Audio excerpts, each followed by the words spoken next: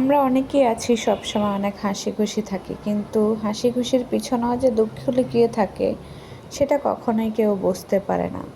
আমাদের দুঃখগুলো আমরা এভাবেই লুকিয়ে রাখি মেয়েরা।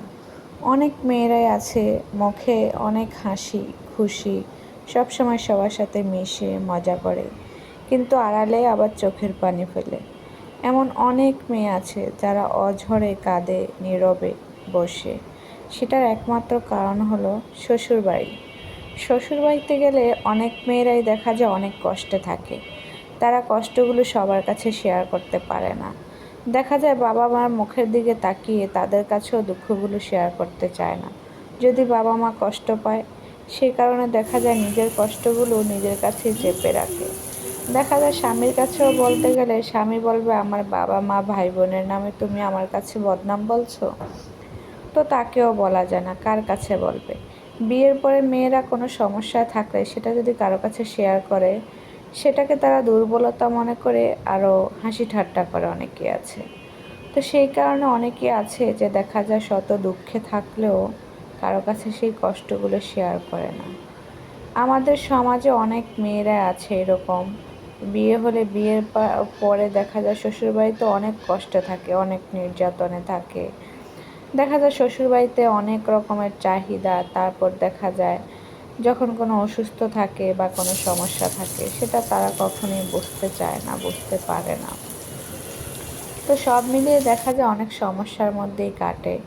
কিন্তু কেউ কেউ আছে, হ্যাঁ, বাবা মার কাছে সব নালিশ দেয়, সব কিছু শেয়ার করে, সব কিছুই বলতে পারে। কিন্তু অধিকাংশ মেয়েরাই যারা বুদ্ধিমান, তারা কখনোই বাবা মার কাছে সব কিছু শেয়ার করে না।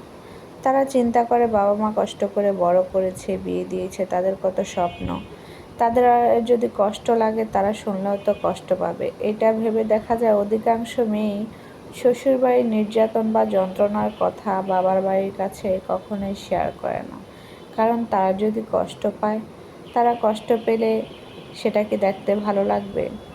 অনেক সময় দেখা যায় সংসার জীবনে প্রথম প্রথম কষ্ট থাকে, তারপর দেখা যায় একটা সময় সব কিছু ঠিক হয়ে যায়।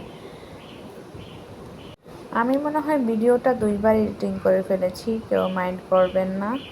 মানে একটা স্ক্রিপ্ট দুইবার নিয়ে ফেলেছি। তো যাই হোক, যেটা বলছিলাম আর কি, অনেক মেয়ে অনেক কষ্টে থাকে, হাসি মুখে থেকে সেগুলো উড়িয়ে দেয়, সব সময় কাউকে বুঝতেই দেয় না। এমন হাজারো মেয়ের দুঃখ আছে, দেখা যায় মানুষের সাথে এত সুন্দর করে তারা মিশে, কিন্তু তাদের যে বুক ভরা বেদনা আছে, কষ্ট আছে, সেটা কখনই কাউকে বুঝতে দেয় না তারা। তো যাই হোক, কথা বলতে বলতে আপনাদের সাথে আমি কাঁকরোল ভাজিটা করে ফেললাম। আমার এই কাঁকরোল ভাজিটা কেমন হয়েছে দেখতে সবাই কিন্তু কমেন্ট বক্সে কমেন্ট করে জানাবেন। আমি কাঁকরোলের বিচিগুলো ফেলে দিয়েছি। আমার হাজব্যান্ড একেবারেই কাঁকরোল খেতে চায় না, একমাত্র কারণ হচ্ছে কাঁকরোলের বিচির কারণে।